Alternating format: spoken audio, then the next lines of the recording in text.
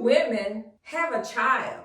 This may be a time for all the black church leaders who have been misquoting the Bible and the fearmongers to come to the front of the class. It's time to pull the curtain back. It doesn't mean you're for or against anything. It's just time to start embracing these questions with empathy and respect. People over 45 or 50, come to the front of the class. We got some splaining to do. How does two women have a child?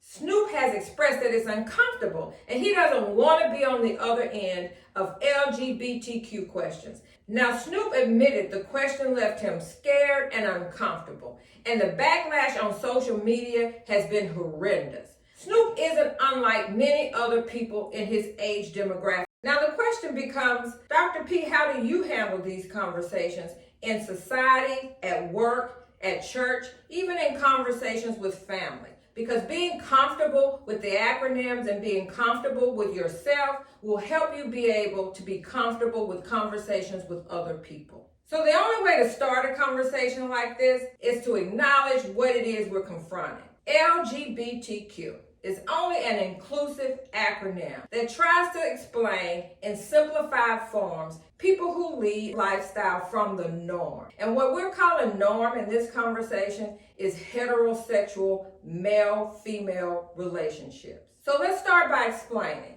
LGBTQ. The L stands for lesbian. Lesbians are women who are attracted to other women. G, gay. Gay is usually a term to explain men who are attracted to other men, but also can be used more broadly. B is for bisexual. Bisexual people are people who are attracted to more than one gender. T is for transgender. Transgender are those who identify as a different gender than the one they were assigned at birth. Q is for queer. Now, queer is a reclaimed word that some use who are still questioning their identity. They haven't quite figured it out. Now, for many of us, growing up in the black community, especially in black churches, the conversation around being gay or lesbian just never happened. They were usually swept under the rug. And when we did have the conversations, it was usually from some minister who proclaimed that it was a sin. Many of us adopted this because we knew nothing else and we did not have the language or the words to articulate our real feelings.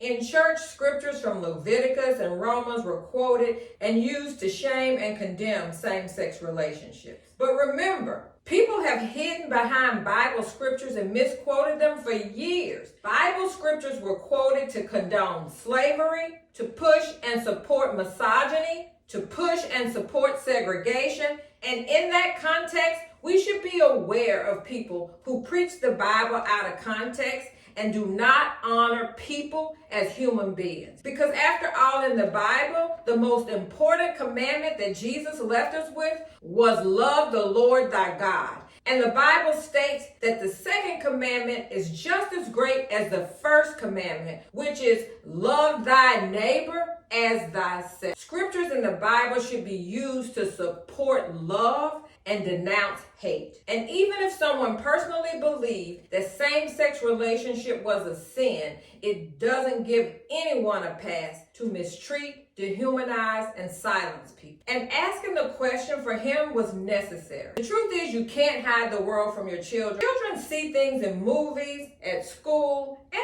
out in society, and they always have questions. It is our responsibility to know some of these answers so that we can teach our children what's correct. Now, the simplest way for Snoop to have explained this to his grandson is there are doctors and scientists who help people have children in different ways. But what matters most is that the child and the kid is loved. His answer never had to dive into biology unless the child is old enough to understand. He should have focused more on normalizing that the child is loved and cared for. The simple rule of thumb is if you don't know how someone identifies, ask them. You can say something like, what pronouns do you prefer? Or how would you like for me to refer to you? Think of it like asking someone, would you like for me to refer to you as Michael or Mike, William or Bill? Same question, same scenario. How would you like for me to refer to you? Simple phrases can honor who they are.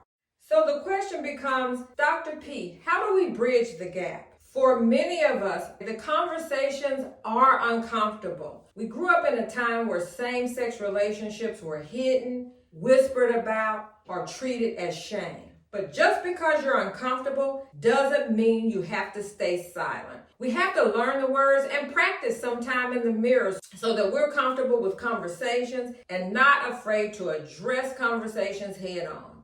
To finish this off, what Snoop experienced was fear and uncertainty. But he doesn't have to be ashamed because he didn't have the words to articulate the answers to his grandson. But that's what we're here to do, to help each other. We shouldn't cancel Snoop. This is a teachable moment, and many of us can learn from Snoop's mistake.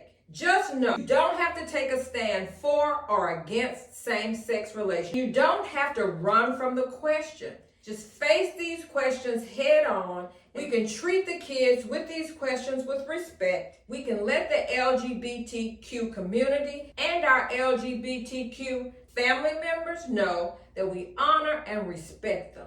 And don't forget, you can teach an old dog new tricks.